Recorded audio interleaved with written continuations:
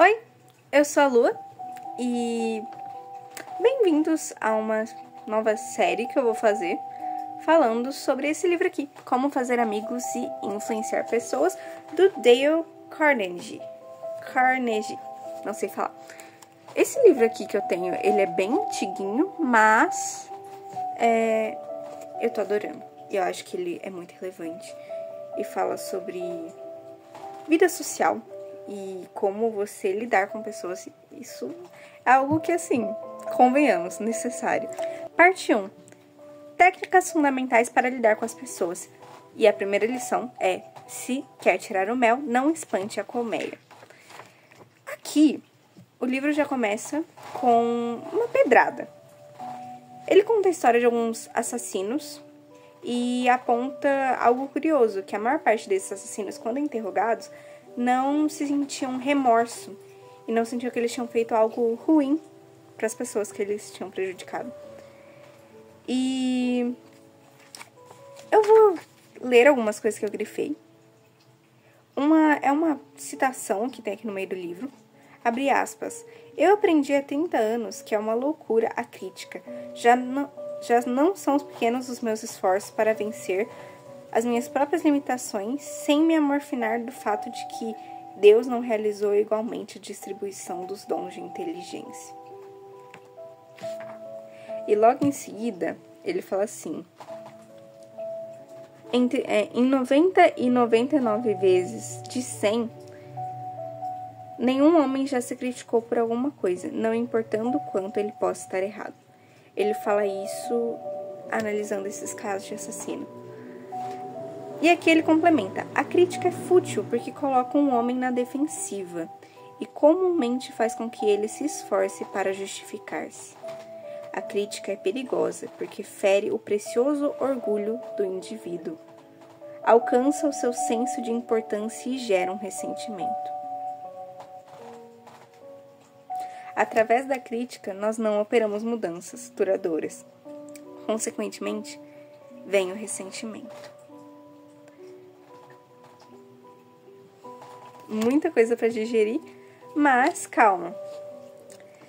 Ele conta a história de um cara chamado George B. Johnston, que ele era um gerente de uma fábrica e os operários dele não estavam querendo utilizar equipamento de proteção.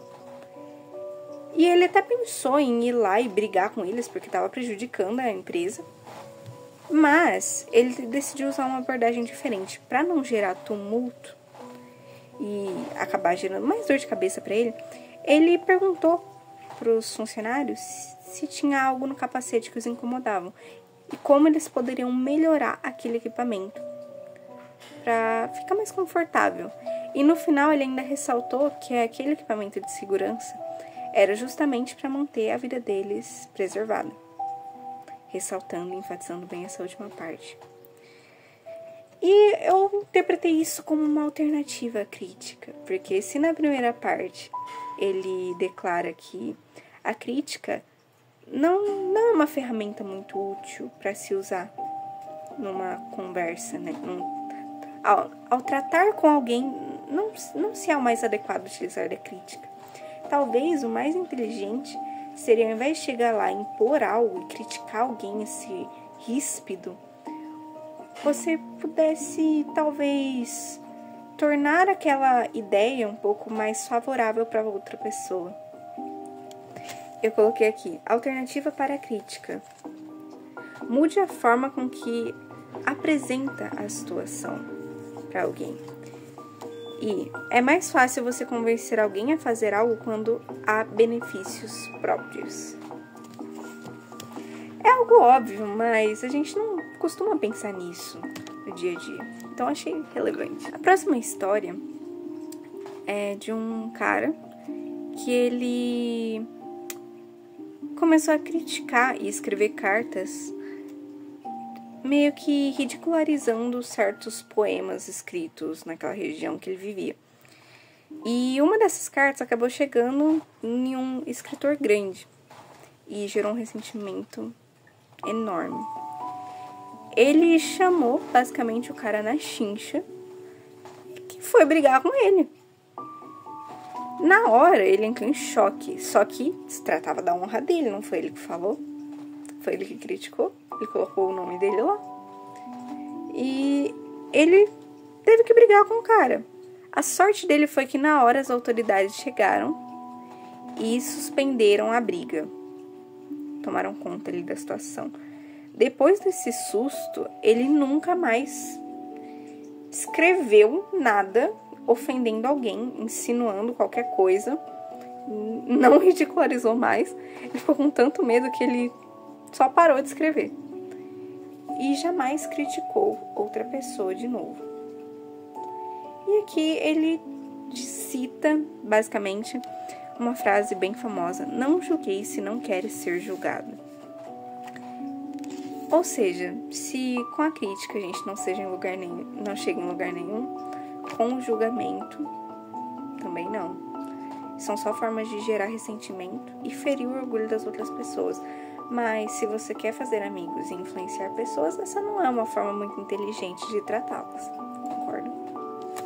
E aqui, no fim do capítulo, ele convida a gente a olhar para nós mesmos antes de julgar outra pessoa. Porque é aquela coisa, né? A gente não pode falar da grama do vizinho se o nosso gramado tá seco. Então, antes da gente pensar em criticar alguém, que tal a gente olhar para o nosso interno e ver o que a gente precisa melhorar aqui? E ele ainda complementa dizendo: um grande homem demonstra sua grandeza, na opinião de Kyle, pelo modo como trata os pequenos. Esse Carl é uma figura de autoridade, um estudioso que ele cita aqui. Mas tem uma frase que me lembra muito isso, que é: um sábio nunca vai olhar outra pessoa num nível que não seja do olhar da pessoa. Ele nunca vai olhar uma pessoa de cima nem de baixo. Ele vai sempre nivelar o seu olhar ao da pessoa. E isso diz muito sobre caráter.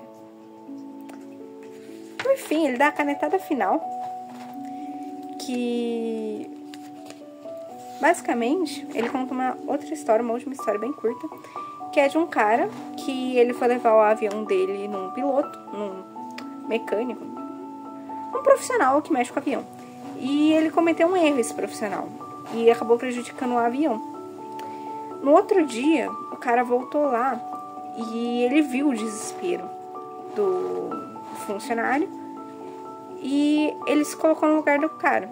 Ele falou: tá, todo mundo comete erros, tudo bem que esse erro me custou uma grana, mas eu já fiz erros que tiveram consequências enormes. Então ele virou e falou assim: pra lhe provar que eu tenho certeza de que jamais voltará a fazer o que fez, eu quero que volte e abasteça o meu avião amanhã. Ele deu uma segunda chance. E desde então, aquele virou o funcionário mais fiel que ele teve. E ele nunca mais cometeu um erro. Lição final. Em lugar de condenar os outros, procuremos compreendê-los. Procuremos descobrir por que fazem o que fazem.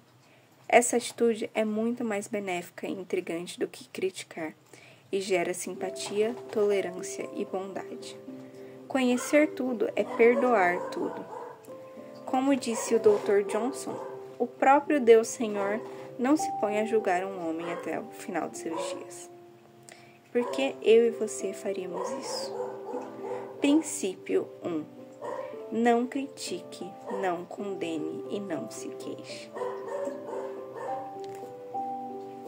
E é assim que se encerra a primeira parte. Eu espero que vocês tenham refletido sobre isso e aprendido alguma coisa, porque eu aprendi. Fiquem até a parte 2. Tchau!